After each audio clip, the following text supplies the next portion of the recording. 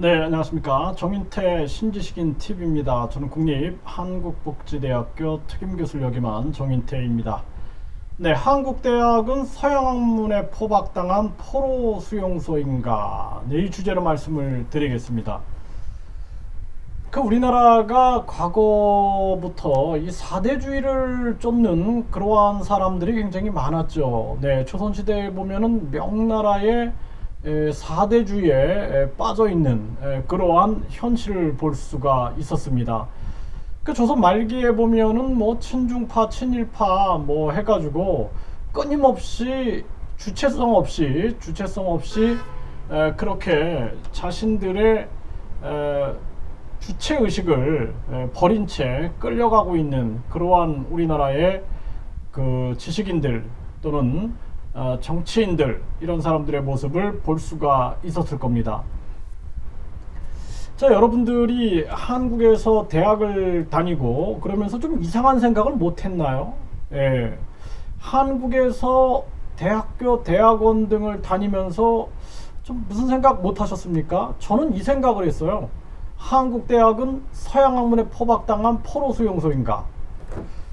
제가 박사과정에서 공부할 때 한 유아교육 교수님이 계속해서 뭐 피아제 또는 몬테소리, 프레벨 뭐 이런 학자들만 이야기를 하길래 제가 무슨 얘기를 했냐면은 대한민국에 방종환 선생님이 계신데 왜 우리나라에는 방종환 어린이집은 없고 프레벨 어린이집, 뭐 프레벨 어린이집, 몬테소리 어린이집, 왜 뭐 이런 것들만 많습니까? 제가 이렇게 얘기를 했어요.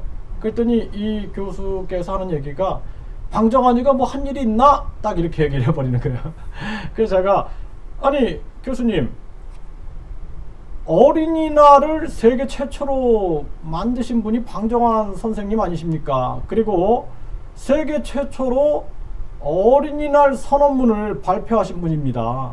네, 그리고 어린이들을 위하여 평생을 다 바쳐서 어린이들을 위해서 사신 분인데 왜 그렇게 폄훼하십니까? 그랬더니 뭐 정 선생은 수업 방해하지 마, 뭐 이런 식으로 얘기를 하는 걸 보면서 제가 충격을 좀 받았던 적이 있어요. 이게 뭐냐 하면은 제가 심리학을 공부해보고 뭐 철학을 공부해보고 또 뭐 심리학, 철학, 또 뭐 심리과학, 뭐 뇌과학, 또 뭐 정신과학, 또 심리치료학, 이런 학문들을 계속 공부하면서 할수록 보면은 한국 학자들은 거의 등장하지를 않아요. 그리고 등장해도 우습게 합니다. 그런데 이 이상한 일이 벌어지는 거죠. 그러니까 학문에 주체성이 없는 거예요. 주체성. 네, 학문에 주권이 없는 거예요. 주권. 그래서 제가 대학을 다니면서 특강을 할 때 이런 얘기를 많이 했어요. 한국 대학은 서양 학문에 포박당한 포로 수용소인가? 네.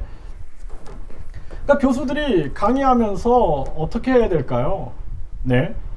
그래. 뭐 아들러라는 학자는 이렇게 얘기를 했는데 여러분들이 더 훌륭할 수 있어요.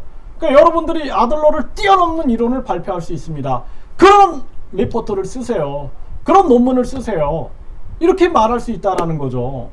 근데 우리는 계속 제가 그 학자의 이론을 써라. 그 학자 맨날 그냥 한마디로 세뇌를 당하는 거예요. 세뇌를. 그래서 저는 제가 제 이론을 막 썼어요. 제 이론을 썼더니 교수께서 F학점을 주기도 합니다. F학점을. 제가 왜 F학점입니까? 라고 얘기를 하니까 교수 하는 얘기가 내가 정 선생 얘기를 이해할 수 없어.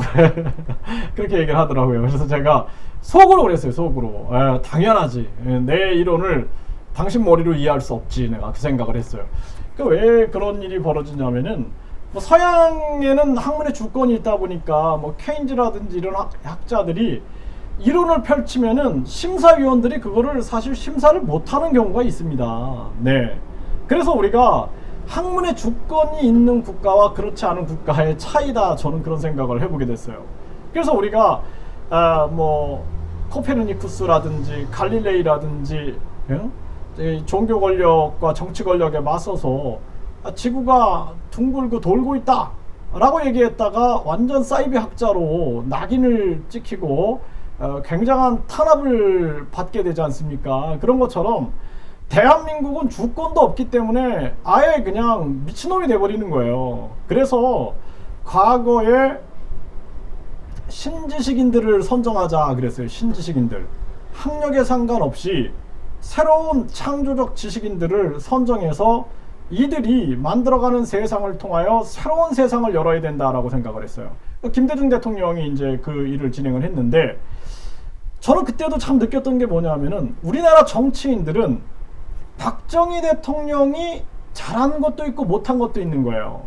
경제를 부흥시키고 강력한 지도력을 가지고 이 대한민국의 보릿고개를 넘기고 배고픔을 해결했던 이러한 것들은 너무나 잘했다라는 거죠. 포항제철을 만들고 이 경부고속도로를 뚫으면서 우리가 자동차 산업부터 시작해서 철강이라든지 선박이라든지 다양한 산업을 융성시켰던 거는 굉장히 잘한 거예요.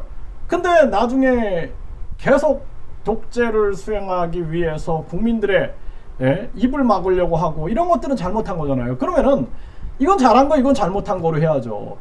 아니, 우파는 그냥 이게 다 잘한 거야. 그냥 다 잘한 거. 신이야, 신. 그리고 다른 반대편은 잘해도 적이야. 그 사람은 잘해도 적이에요. 이렇게 몰아가는 거예요. 그러니까 김대중 대통령이 잘한 것도 있고 못한 것도 있는 거예요. 예? 잘한 것도 있고 전자정부 같은 거, 뭐 신지식인 성정 이런 거 얼마나 잘한 겁니까? 예?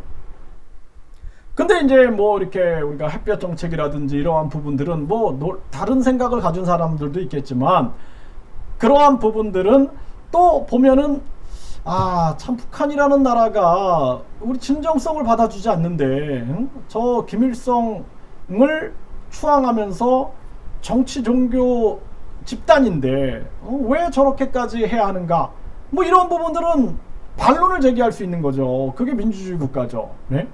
노무현 대통령이 잘한 것도 있고 못한 것도 있고, 이승만 대통령이 잘한 것도 있고 못한 것도 있고, 그렇게 접근해야 되는 거예요. 그럼에도 불구하고 우리는 항상 진영 논리를 가지고 있는 거예요. 그러다 보니까 참 제가 그 당시에 김대중 대통령이 신지식인들을 선정할 때 저도 이제 그때 신지식인이 선정이 됐어요. 안철수, 심영래. 근데 참 가슴이 벅찼습니다. 저는 그 당시에. 왜냐하면은 이제 우리나라도 갈릴레이 같은 사람들이 나오고 뉴턴, 그리고 아인슈타인 같은 사람들이 막 터져 나오겠구나, 이런 저는 기대를 가졌어요. 그런데 정권이 또 바뀌고 나니까 또 이제 핍박을 받기 시작하는 거예요. 신지식인들이. 아니, 왜 우리가 정치 논리에 놀아나야 됩니까? 이게 참 이해할 수 없었던 거예요. 그래서 한국 대학이 정말 서양 학문에 포박당한 포로 수용사가 되지 않기 위해서는 한국에서 매년 발명왕들을 뽑아야 된다. 매년 국가 차원에서 신지식인들을 선정해야 한다는 거예요. 그리고 우수 민간 자격들을 세계화시키기 위한 것을 국가와 함께 해야 한다는 것입니다. 태권도라는 자격증이 민간 자격증이지만 세계화됐잖아요. 태권도 자격증 가지고 세계를 나가면 인정받지 않습니까? 이런 것처럼 제2의 태권도 자격증을 만들어내야 된다는 거예요. 우리나라는 민간 단위에서 뭔가 열심히 하면은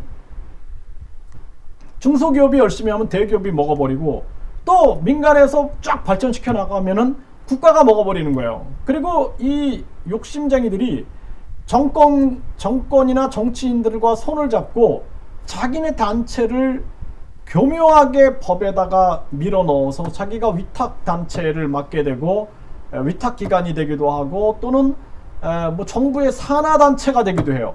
이런 식으로 해서 기득권을 잡아가지고 우리 사회를 열린 세상으로 만들지 못하고 완전히 꽉 막힌 세상으로 만드는 겁니다.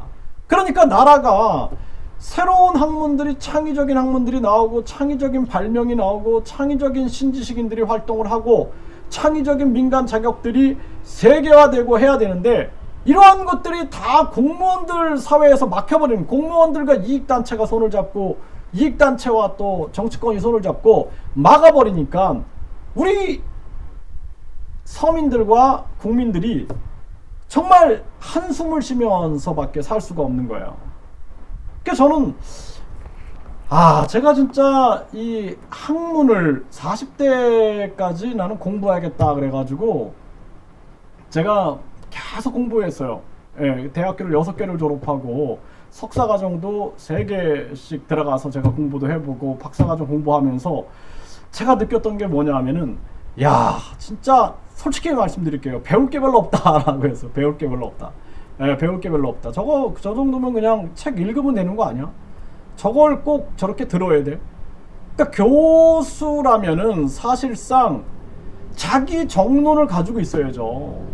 자기 정론을 가지고 프로이드는 이렇게 얘기하지만 나는 이거 동의하지 않아. 프로이드는 이거 이렇게 비판하고 나의 대안은 이거야. 그리고 여러분들도 대안을 내세울 수 있는 거고 뭐 프로이드 빠가 되면 안 돼. 예? 프로이드 빠가 돼가지고 완전히 막 거기에 미쳐가지고 이렇게 하면 우리가 무슨 발전이 있겠어 우리나라의 학문이 이렇게 얘기를 해야 되는데 그런 사람들이 없는 거예요. 전 딱 두 명을 만났어요. 2명. 예, 2명을 만났어요. 예, 국립 춘천교육대학교의 그 이상신 교수님.